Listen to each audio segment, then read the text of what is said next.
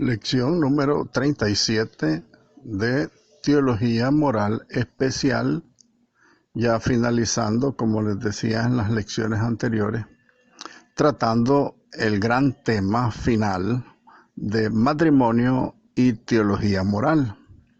Vamos a ver en esta lección el derecho y el deber del débito conyugal.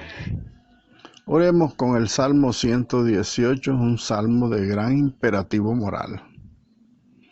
Dios mío, ven en mi auxilio, Señor, date prisa en socorrerme.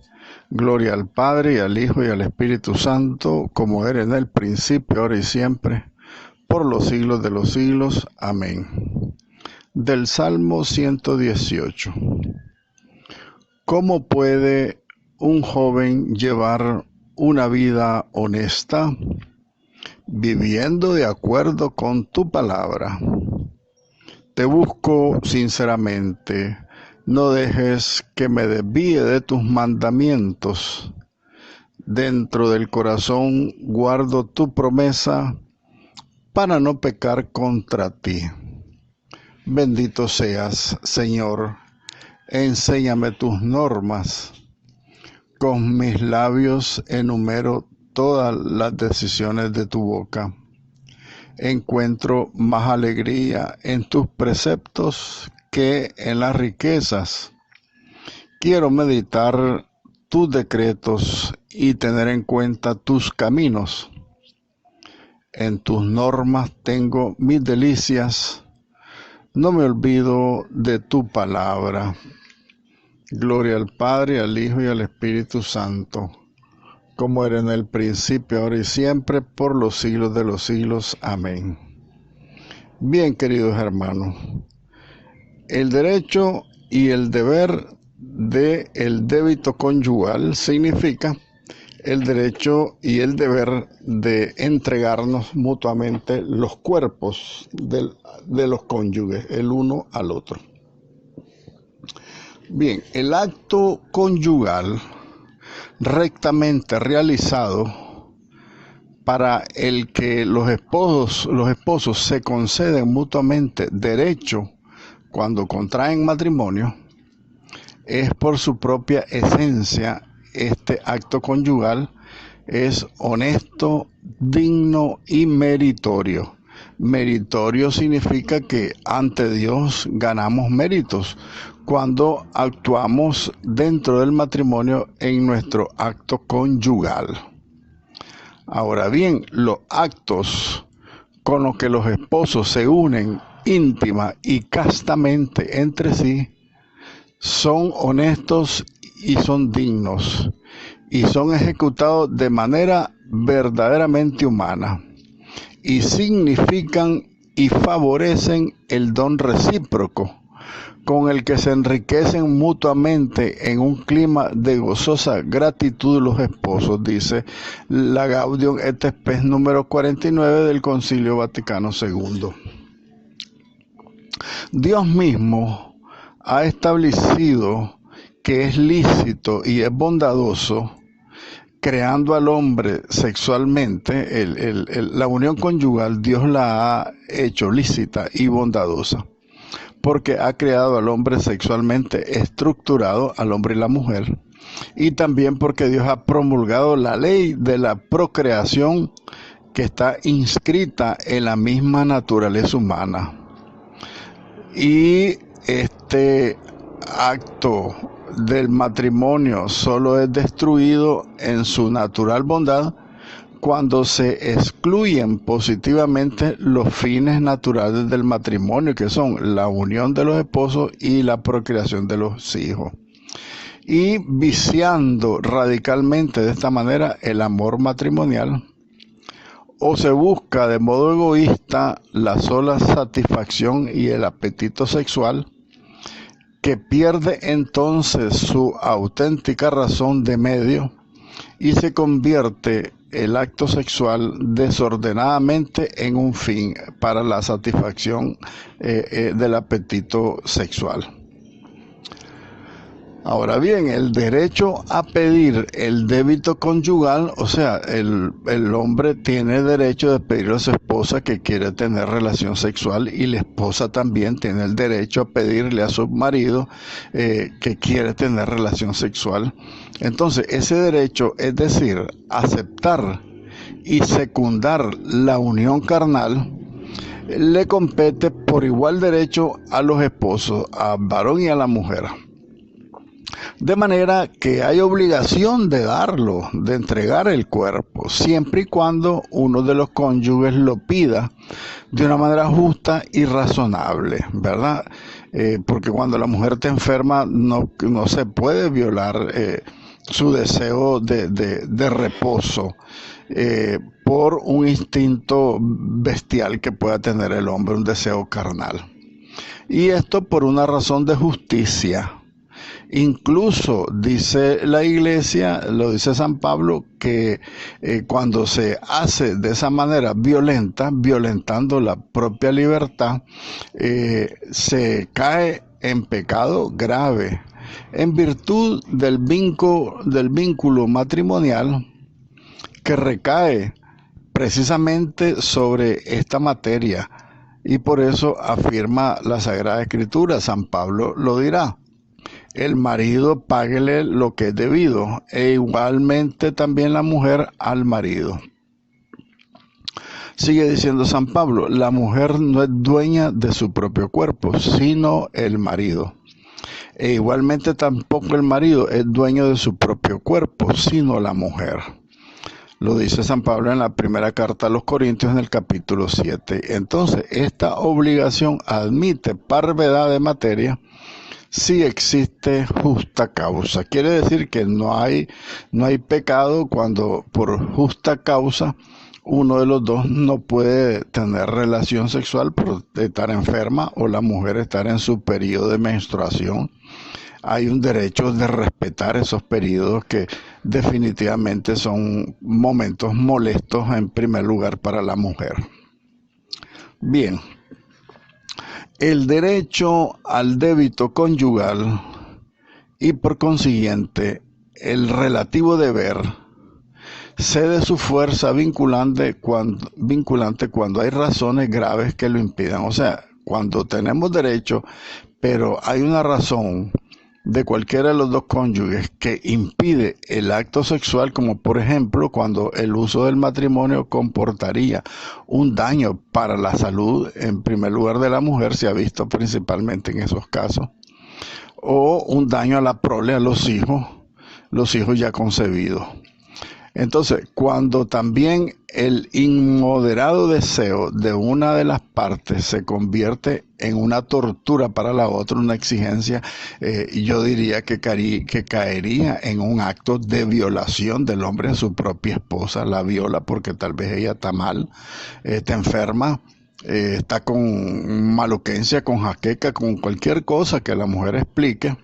Entonces, ese deseo es un acto conyugal impuesto, es una tortura. En estas circunstancias, sin considerar su condición actual y sus legítimos deseos, no es un verdadero acto de amor, sino más bien es un acto de violencia y de maltrato.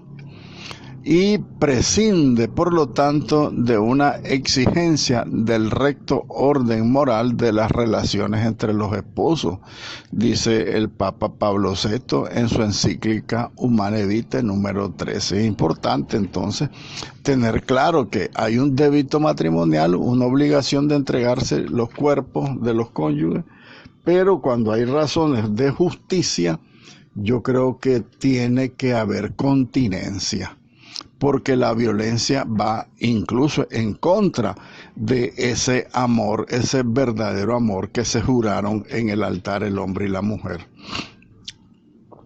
El varón, por su parte, en el varón la posibilidad de ser fecundo le corresponde con su periodo de fertilidad. En la mujer, o sea, el varón es fecundo en el periodo de fecundidad de la mujer. Ahora, la fecundidad está no solo limitada por el inicio y el fin del periodo de fertilidad, la pubertad, la menopausia, sino que también, ¿verdad? Tiene unos ciclos de infecundidad y de fecundidad periódica que relacionados con su ciclo genital o su ciclo menstrual, la mujer, ¿verdad? Y es además infecunda, lógicamente, durante el embarazo. La mujer es infecunda durante el embarazo. Y esto con una duración variable durante la mujer está dando de mamar, o sea, en la lactancia de sus hijos. En estos tiempos de infertilidad o infecundidad natural, el amor matrimonial puede también expresarse de una manera lícita y santamente en el acto conyugal matrimonial. Y cuando el uso del matrimonio no comporte, como hemos dicho ya, ¿verdad?, un peligro para la prole concebida o para la salud de la mujer en primer lugar, pues en sus momentos de enfermedad o en sus momentos de embarazo incluso, o en sus momentos incluso posparto, ¿verdad? Todo eso tiene que haber consideración del hombre, porque el hombre cuando pierde la razón se convierte en una bestia, y yo creo que es lo que trata de evitar esta norma de la moralidad en el matrimonio y en el acto conyugal. Tenemos que ser moralmente dignos ante Dios, porque se comete pecado grave, dice el Concilio Vaticano II, pecado grave. Bien, siendo por lo tanto noble y lícito el acto conyugal, son también nobles y lícitas las manifestaciones que naturalmente se ordenan al acto conyugal, así como el deseo del acto, así como también el gozo o el deleite que se siente en el acto conyugal, ¿verdad? Esto quiere decir que no solamente tendría que haber la penetración del hombre a la mujer, sino que las manifestaciones de amor, de cariño, de caricias, de besos, todos esos detalles que inducen pues al acto conyugal noble y lícito, siempre y cuando no lleve estas manifestaciones naturales de amor, no lleven a un peligro próximo de los actos contra la naturaleza personal, ¿verdad? O sea, que no se abuse del cuerpo de la mujer en primer lugar, porque es donde se da el mayor problema, ¿verdad? Que se proponen relaciones sexuales dentro del matrimonio contra natura, contra la naturaleza, contra lo que Dios quiere, contra la pureza y la dignidad del acto sexual. Me refiero, estamos hablando entre personas adultas, me refiero al acto anal por el ano o el acto sexual por la boca. Esos son actos contra la naturaleza, ¿verdad? Y están excluidos de las relaciones matrimoniales porque excluyen la fidelidad conyugal. Excluye también cualquier referencia a otra persona que sea distinta del propio cónyuge, porque a veces viene el pensamiento de querer tener la relación sexual depravada con otra mujer. Entonces ahí viene un poco la infidelidad a jugar un papel diabólico. Por eso dice la Iglesia que es lícito entre los esposos en su vida íntima matrimonial todo aquello que se orienta al acto sexual, al acto conyugal, y todo aquello que facilite su natural perfección y consumación.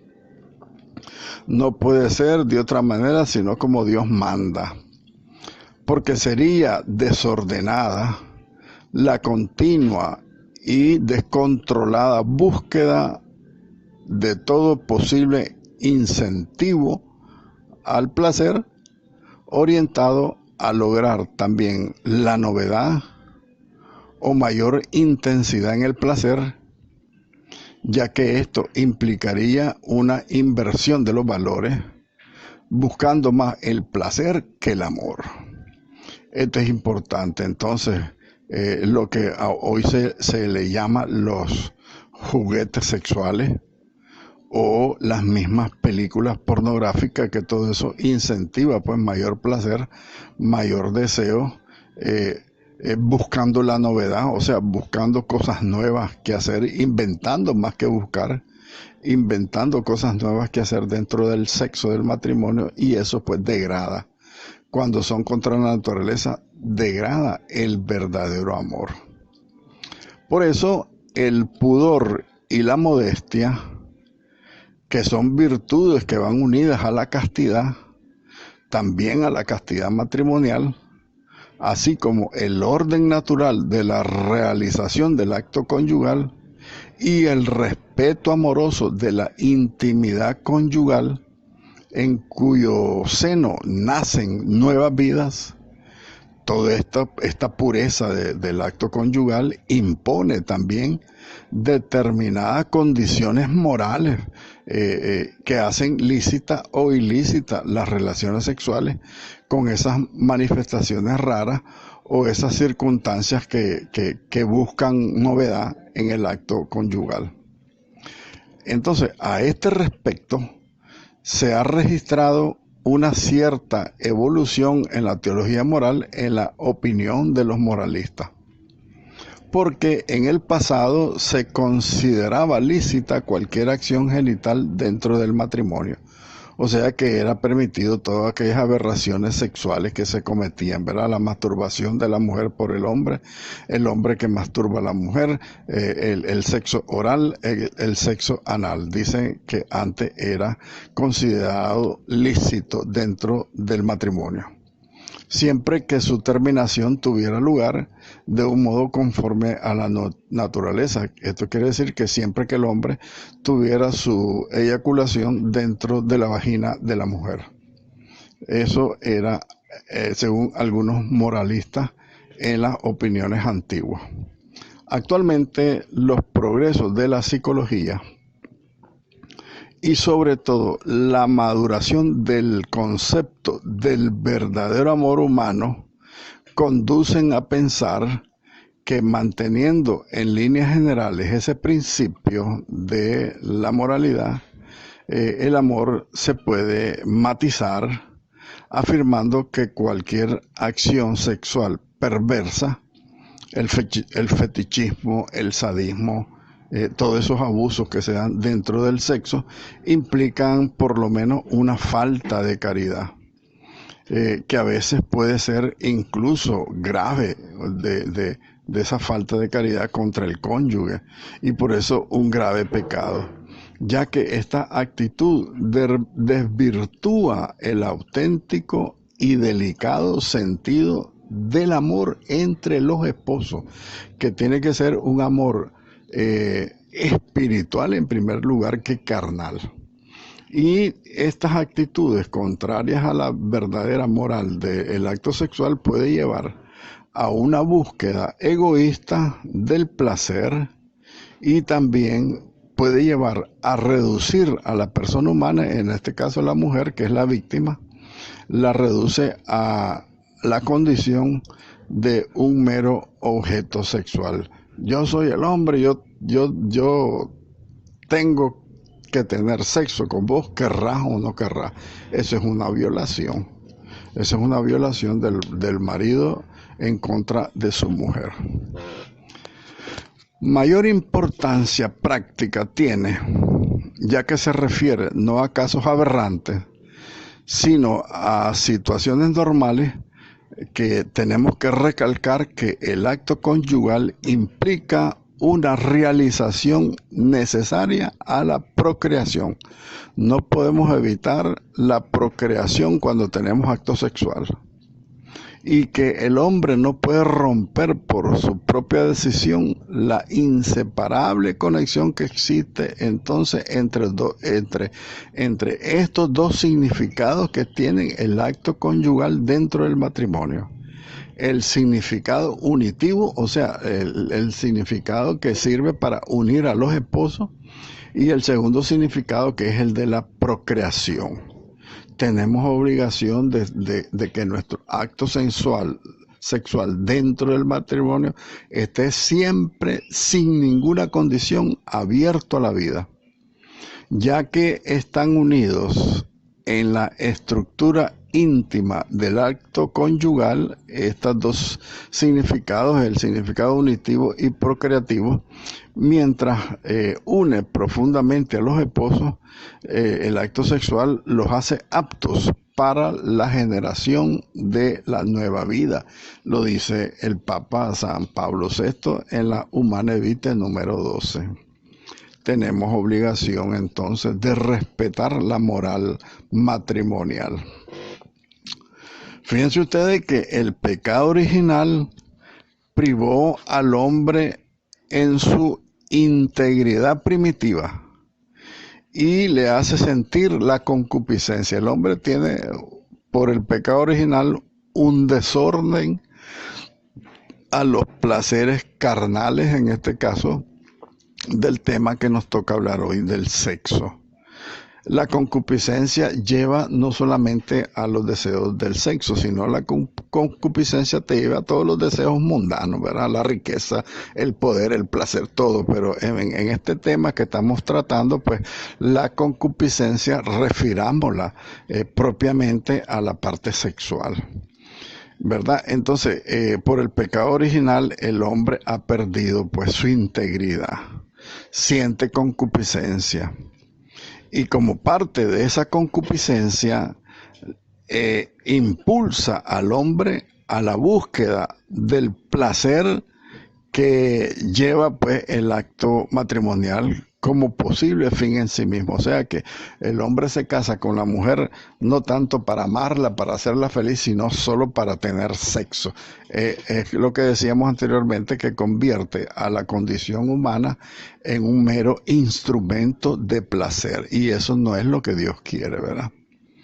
Porque independientemente de toda referencia a un orden de la razón y de la fe, el acto matrimonial, su inteligencia, la inteligencia del hombre, por otra parte, lo hace capaz de desintegrar en su conducta práctica todo aquello que percibe en su misma naturaleza, en la misma naturaleza de las cosas. Por la misma concupiscencia, el hombre, aún sabiendo entonces estos defectos, él por su propia voluntad desintegra pues el valor santificante y digno que tiene la unión conyugal dentro del matrimonio.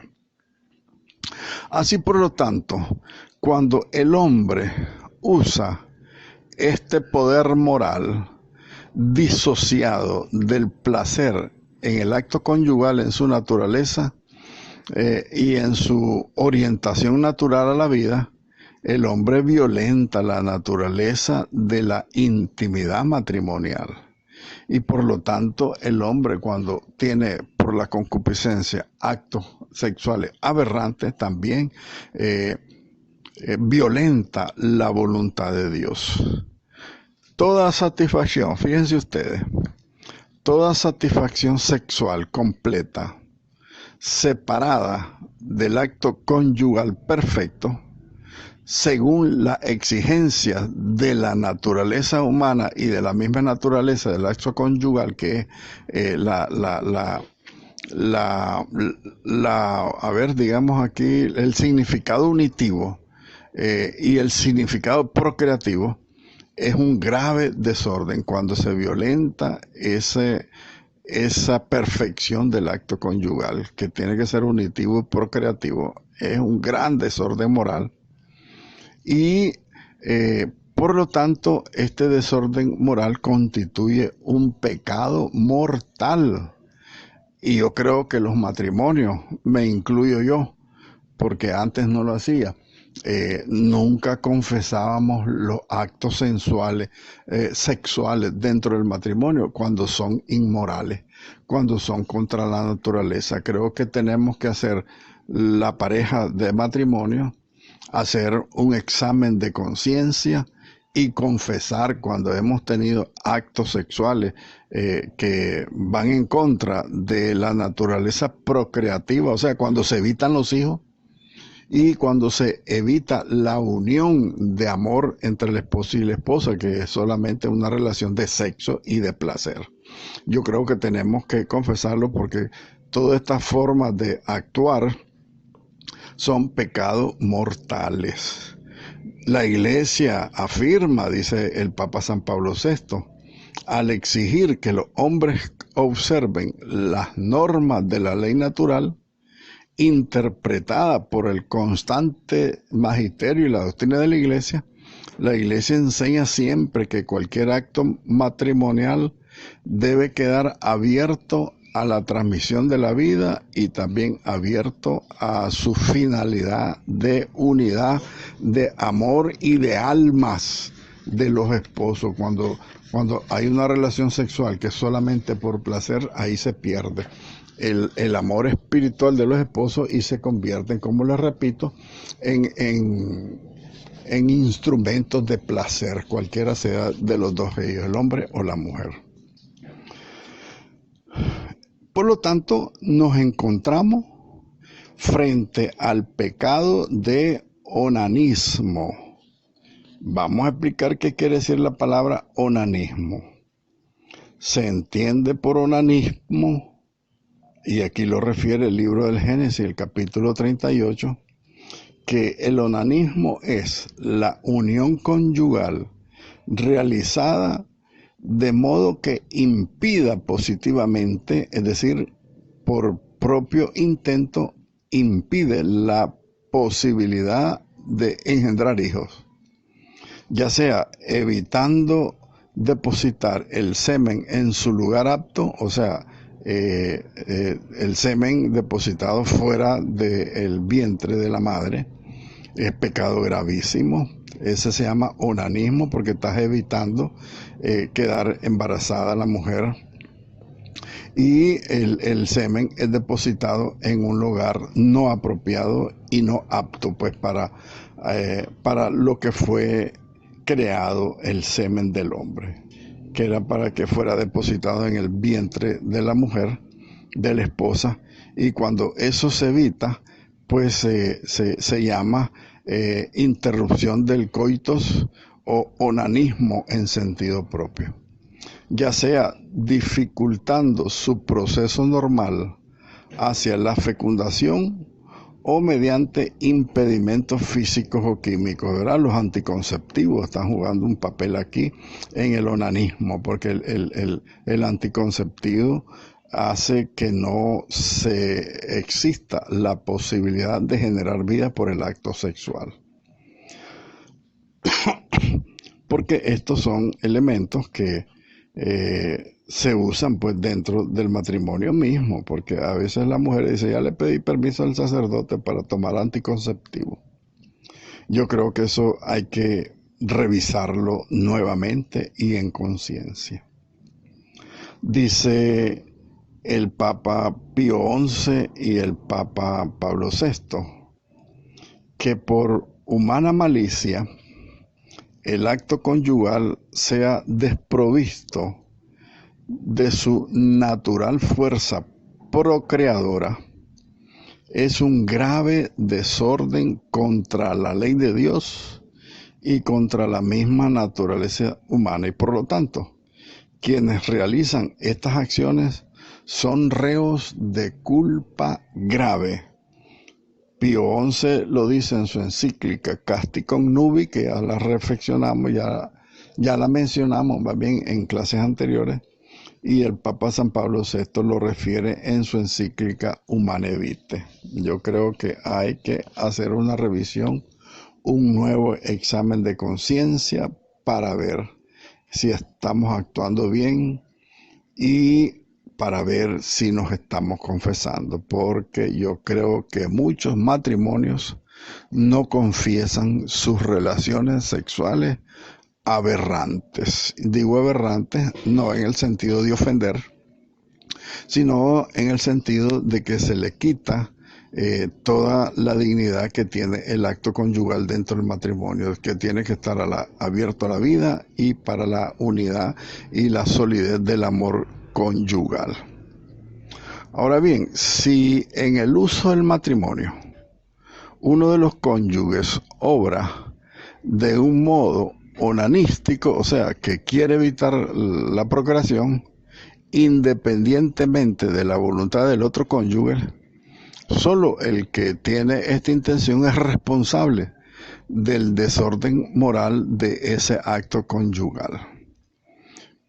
Pero si el cónyuge inocente conoce la previa decisión de la voluntad desordenada del otro cónyuge de evitar el embarazo, esto significa que no puede, el cónyuge inocente no puede prestar su cooperación formal a ese acto aberrante, porque eso se llama cooperación al mal. Es decir, que no puede comportarse positivamente dispuesto en la preparación y en la realización de aquella acción inmoral, ¿verdad? Y solo cuando existen graves motivos, los malos tratos, las discordias, los golpes, los malos tratos del hombre contra la mujer, el peligro peligro real de infidelidad, etcétera. En esos casos, pues sí, la mujer tiene que buscar cómo evitar salir embarazada, con todo su derecho. Y la mujer, que me refiero a la mujer porque casi siempre es la víctima, ¿verdad? Una vez que la mujer ha manifestado su oposición a esa voluntad de onanismo, la mujer podrá permitir pasivamente ser ocasión o instrumento de pecado. Cuando ella sabe, pero que está en la sin remedio por los malos tratos, los golpes, las vulgaridades, las infidelidades, ella tiene que ceder. Entonces, en ese sentido, pues la responsabilidad de la mujer es menor.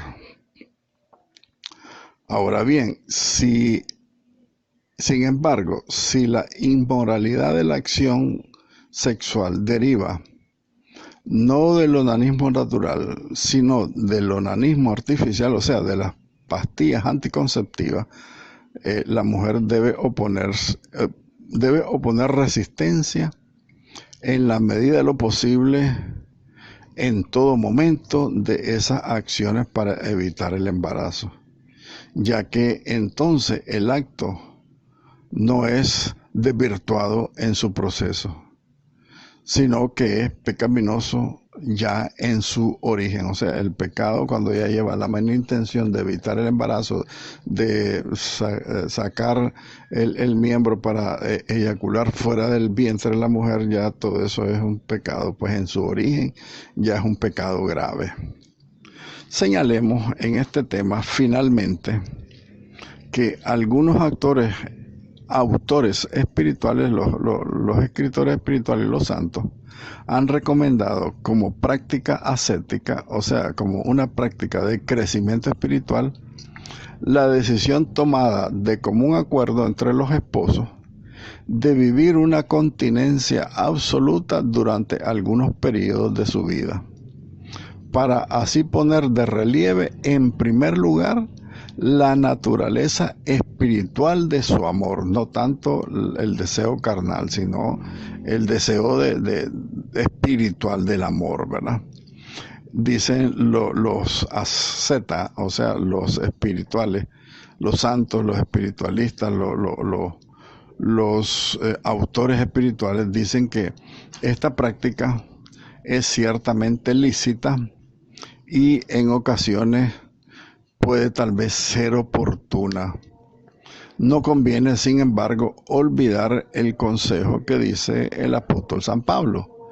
Dice San Pablo, no se defrauden el uno al otro, a no ser de mutuo acuerdo por un tiempo, con el fin de dedicarse a la oración, y luego retornen a juntarse, no sea que los tiente Satanás a causa de vuestra incontinencia y de vuestra concupiscencia, ¿verdad?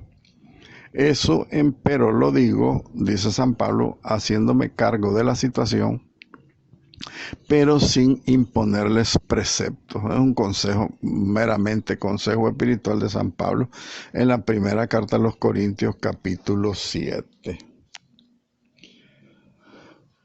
En la siguiente clase vamos a tratar el tema de el deber de la procreación, porque es uno de los elementos que lleva como esencia la relación conyugal, la unión conyugal del esposo y la esposa, que son dos elementos, ¿verdad? Decíamos la unidad, el concepto unitivo de la relación sexual y el concepto de fecundidad o apertura a la vida. Vamos a verlo entonces en la siguiente clase. Dios te salve María, llena eres de gracia, el Señor es contigo. Bendita tú eres entre todas las mujeres y bendito es el fruto de tu vientre Jesús. Santa María, Madre de Dios, ruega por nosotros pecadores, ahora y en la hora de nuestra muerte. Amén.